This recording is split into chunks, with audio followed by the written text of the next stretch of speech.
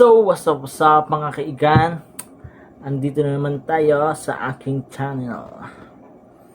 Ngayon guys, ituturo ko sa inyo yung tutorial na kung paano mag-set ng 2x2 or 1x1 in Action by Photoshop. Ito guys yung mga ginagawa ng mga nagra-rush ID para one click, kumbaga pag nagsabi yung customer na puro 1x1, isang click lang sa keyboard ay lalabas na siya. At halimbawa naman 2x2, gusto ng customer one click lang din. Then, yung iba kasi may halo, pwedeng 1x1 o may halong 2x2, 1x1, ganon. Kaya passport, yun yung tuturo ko sa inyo guys sa mabilisang paraan. Kasi ito yung mga ginagawa ng mga nag-rush ID na mas para mapabilis nila yung mga trabaho. Siyempre, kung bago ka lang sa aking channel, ay click mo na ang subscribe button. Siyempre, wag mo na rin kalimutan ang tiny notification bell para update ka sa aking mga upload ng mga videos. And don't forget, like, share, and comment kung nagustuhan mo ba. Let's start!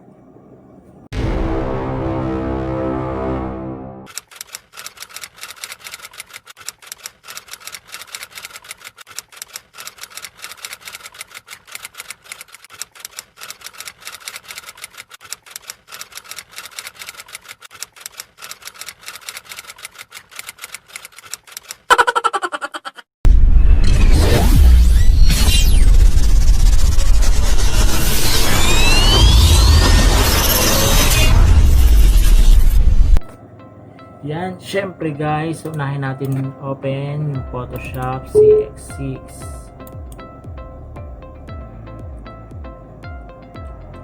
Hintayin natin guys. Halimbawa guys na picturean mo na yung customer, no? Click mo lang tong file, then open. Then hanapin mo lang guys kung saan siya nakasave. Halimbawa guys, dito nakasave. Sample natin to si paring Christian. Ayan guys. Ngayon guys, halimbawa ang pinili ng customer ay puro 2x2. Ganito yan guys, oh. Sample ko sa inyo ha.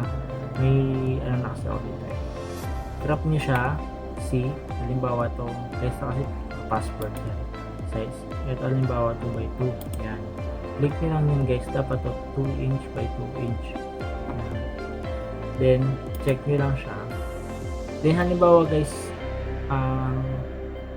pakita ko lang sa inyo yung sample no, kung paano mapabilis siya. Halimbawa guys, puro 2x2. One click lang to guys, kita nyo guys. Yan, diba? One click, may 4 na 2x2 ka na. Paano yun guys gawin? Ngayon guys, ganito yan gawin guys. Close natin yan now. Close lang natin ito. Pag ano ka na ng action guys, click mo lang tong Windows and click action. Yan siya guys, nandito siya sa window, then action. Yan guys, no? Ito yan guys, yan siya. Kaya marami yung guys, nakaset na kasi ako sa maraming set na kasi yan, kaya nakalagay yan.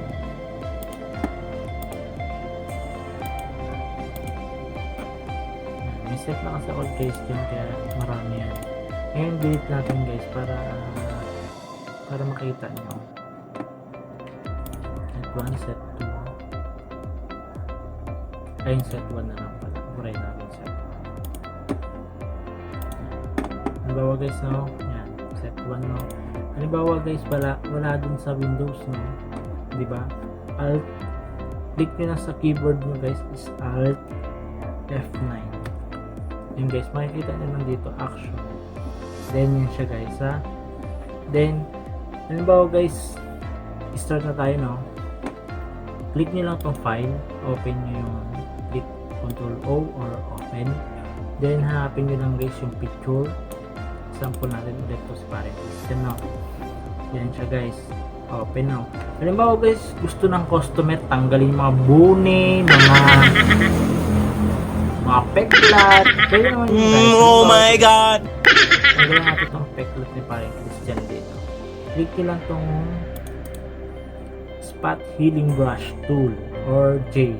Click sa keyboard, command J, and click nyo lang yun guys. Then click nyo lang dun sa kung anong part yung gusto nyo baguhin, no? Click nyo lang siya. Ayan, kita nyo, nawala na yung kanyang peklat tool dito. Click nyo lang to guys. Ayan. Click nyo lang guys, ganun lang siya kadali. Ayan, nawala na.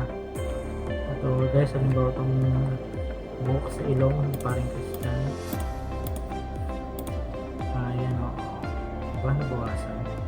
Dito pa. Halimbawa guys, tanggalin natin. Okay.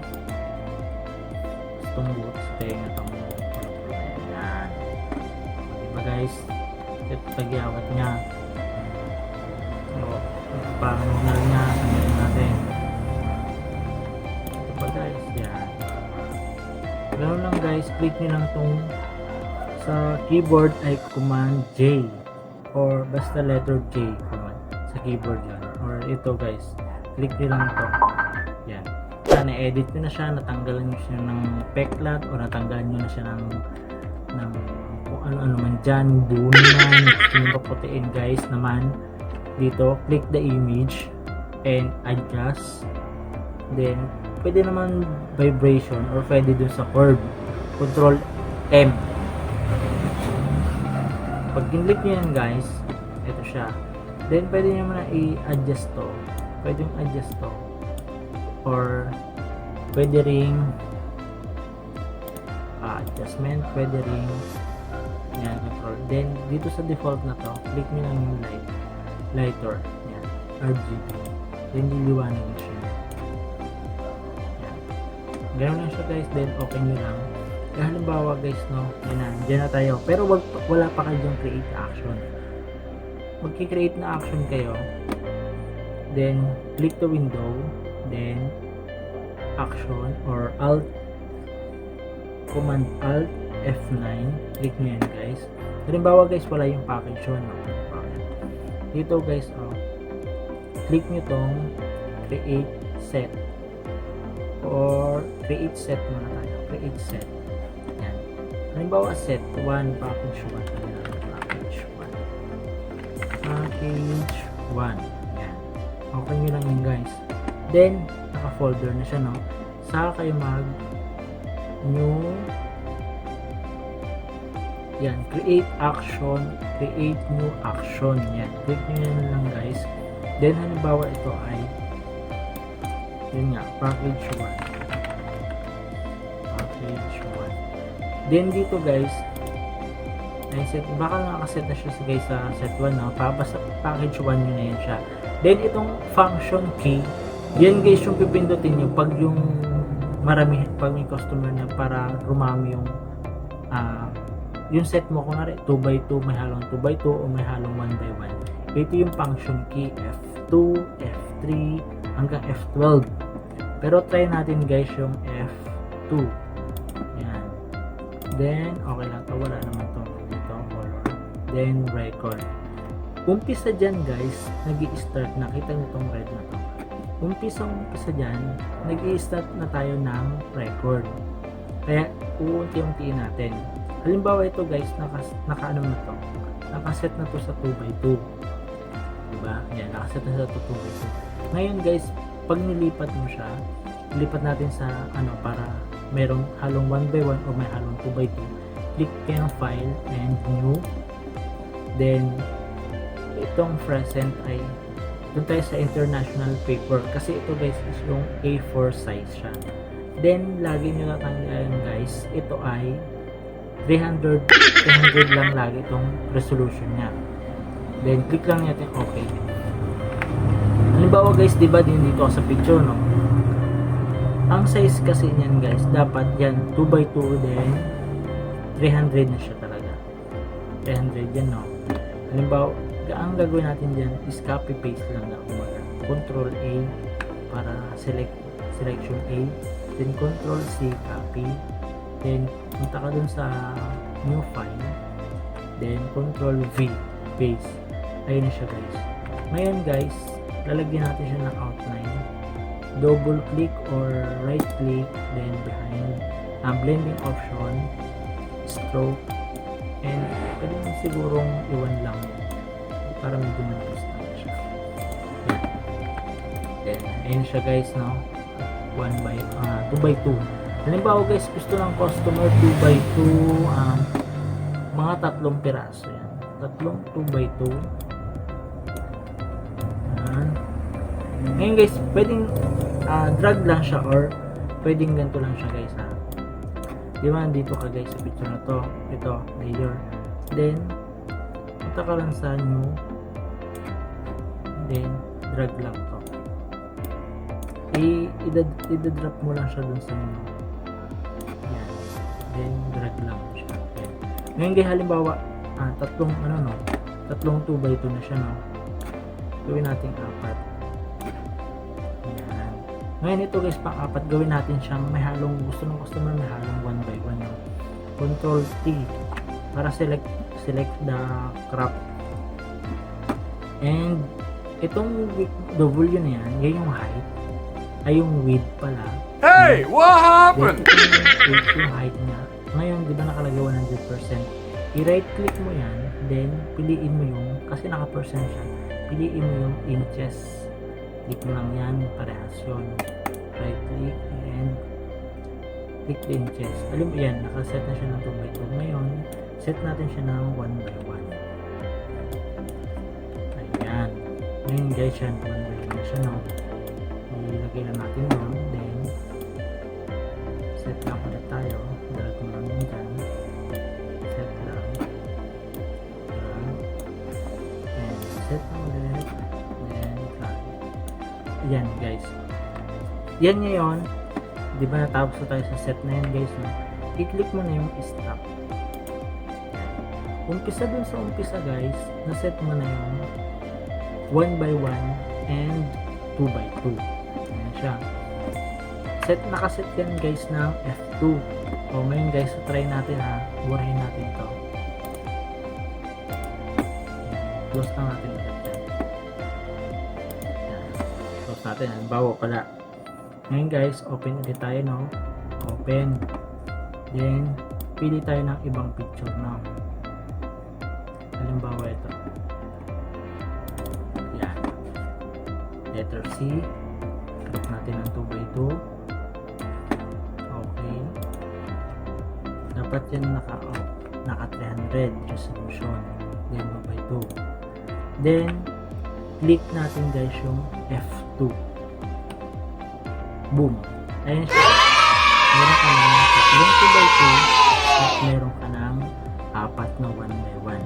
Yun yung, guys, yung mga process ng action using Photoshop para mapadali yung trabaho ng mga nagra-rush ID. Ganito yung mga ginagamit nila para hindi na sila magka-copy paste pa ba o mag-change ng mga size. Yun yung ginagawa nila. Pwede sa F3 naman, set ka ng puro 2x2, or sa F4 ay mag-set ka naman ng puro 1x1, ganun. Or sa F5 naman, set mo ng 1x1, 2x2, or passport size, ganun. Pwede rin yun dun, mag-set ka ng 3R, 4R na magkasama. Ganun lang, guys. Yung pinakamadaling paraan. Using action by Photoshop. So yun, guys, dahil natapos na ang ating video, simpleng paraan ng action by using Photoshop, ay click mo na ang subscribe button and click the like, share and comment kung nagustuhan mo. And thank you for watching.